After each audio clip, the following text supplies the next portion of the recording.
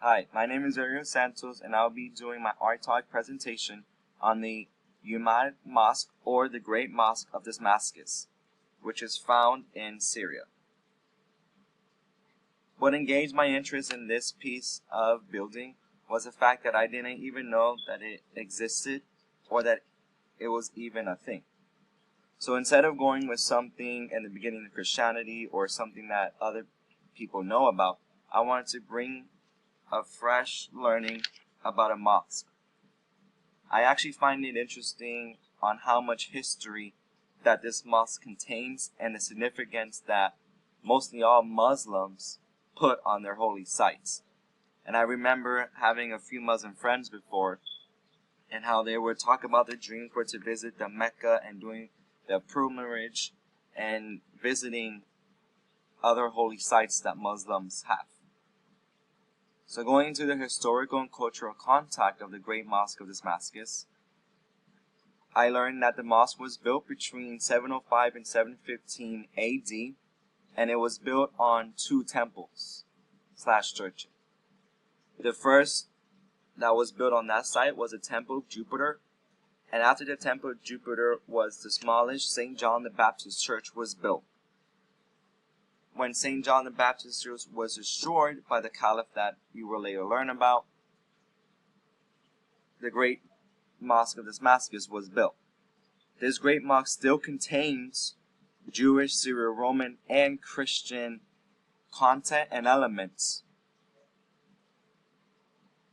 The person who created this mosque was Umayyad Caliph Al-Wa'il, who had the Christian church actually destroyed to build this mosque.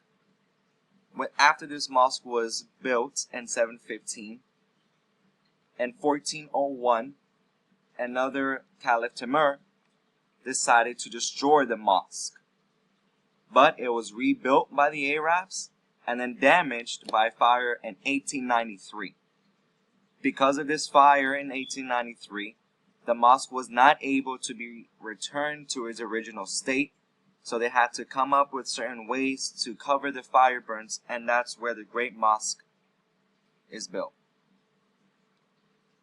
Umayyad Caliph Al-Wa'il, who was the caliph, was born in 668 AD, had the mosque built in 705 AD, and actually died when the mosque was built in 715. Al-Wa'il was the elder son of the previous caliph Abd al-Malik ibn Marwan, and Al-Wa'il had other mosques built in Medina and Jerusalem, but none greater than the Great Mosque of Damascus.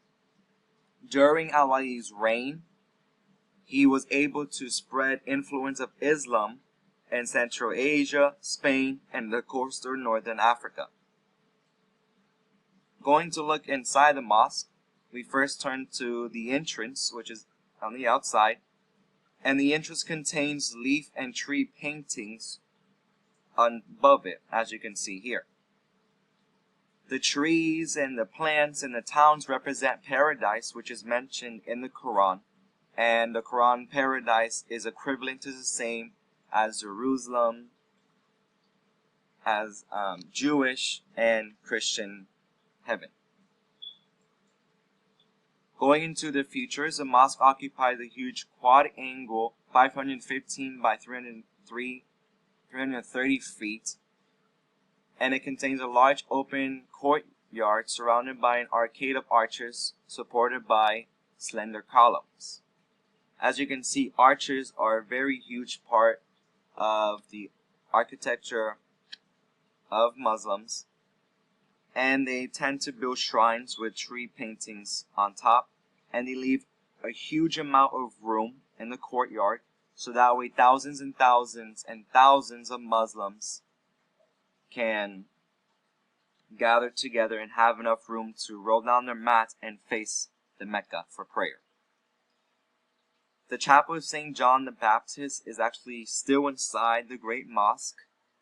For some reason, the Arabs decided to leave it there, and upon doing more research, they left it there so that way other faith can come in and be attracted to the mosque.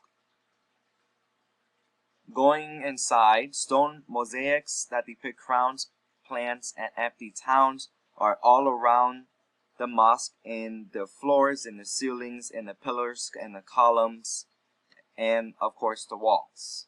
Again, the trees, the empty towns, the dirt, and the crowns represent paradise that is mentioned in the Quran.